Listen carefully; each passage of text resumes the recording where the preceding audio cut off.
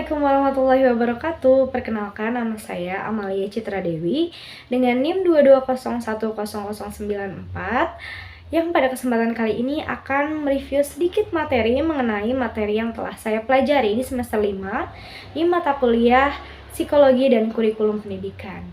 Nah, pada kesempatan kali ini saya akan mereview materi mengenai psikologi pendidikan sebagai landasan pengembangan kurikulum.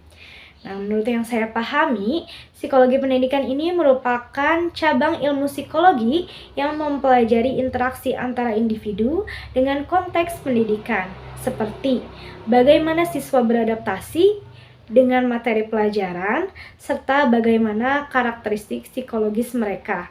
Misalnya, motivasi belajar, tingkat emosi, dan juga kemampuan kognitif mereka. Karena seperti yang kita ketahui bahwa siswa ini memiliki karakteristik dan keunikannya masing-masing. Inilah yang menjadikan mengapa psikologi pendidikan memiliki peran yang penting untuk meningkatkan kualitas pendidikan.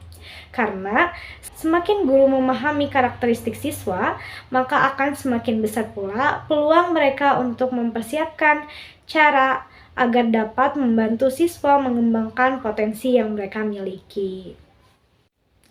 Nah, untuk berikutnya ada tujuan dari psikologi pendidikan. Menurut yang saya pahami, tujuan dari psikologi pendidikan ini sendiri adalah untuk membantu mengatasi berbagai masalah yang muncul dalam dunia pendidikan, seperti kesulitan belajar, gangguan perilaku, kurangnya motivasi belajar, serta psikologi pendidikan ini juga berperan untuk menciptakan lingkungan belajar yang mendukung kesejahteraan psikologi siswa agar siswa dapat mengembangkan potensinya dengan nyaman. Karena menurut saya, pendidikan yang baik dan berkualitas adalah pendidikan yang tidak hanya berfokus pada aspek kognitif saja, melainkan juga tingkat kesejahteraan mental peserta didiknya.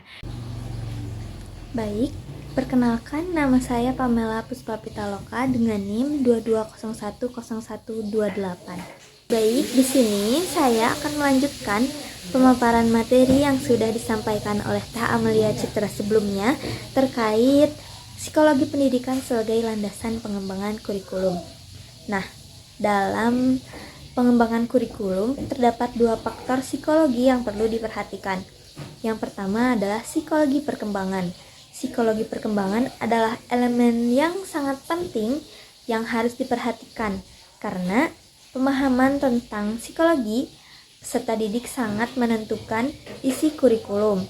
Nah, selanjutnya untuk melengkapi landasan psikologi perkembangan terdapat juga tugas-tugas perkembangan dari Robert J, yaitu yang pertama yaitu perkembangan masa kanak-kanak dari usia 3-8 tahun dengan meliputi belajar berjalan, belajar mengonsumsi makanan padat, lalu mengendalikan gerakan tubuh, dan beberapa tahap lainnya.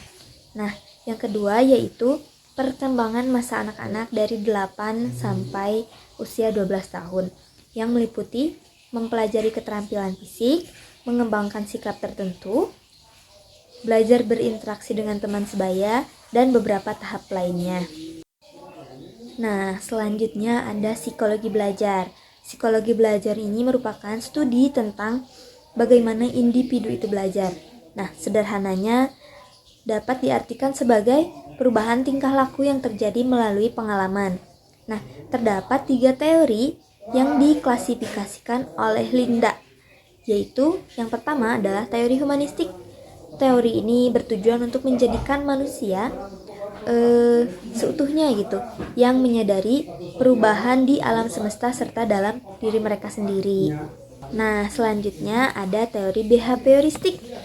Menurut teori ini, perilaku terlihat sebagai hasil dari proses belajar.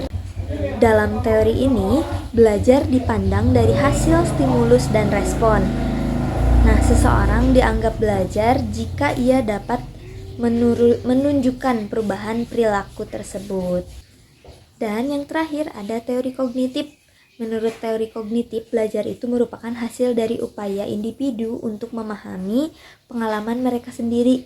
Nah, dalam teori ini, kemampuan berpikir manusia adalah hal yang paling utama dalam belajar. Nah, selanjutnya yaitu peran psikologi pendidikan dalam pengembangan kurikulum. Yang pertama yaitu membantu desain kurikulum. Nah, seperti yang sudah disampaikan sebelumnya bahwa kurikulum itu dirancang berdasarkan prinsip atau faktor psikologi perkembangan dan psikologi belajar. Lalu yang kedua yaitu meningkatkan kompetensi guru. Dan yang ketiga itu mengarahkan praktik pembelajaran, serta yang keempat ada pemecahan masalah pendidikan. Mungkin itu saja yang dapat saya sampaikan. Saya ucapkan terima kasih.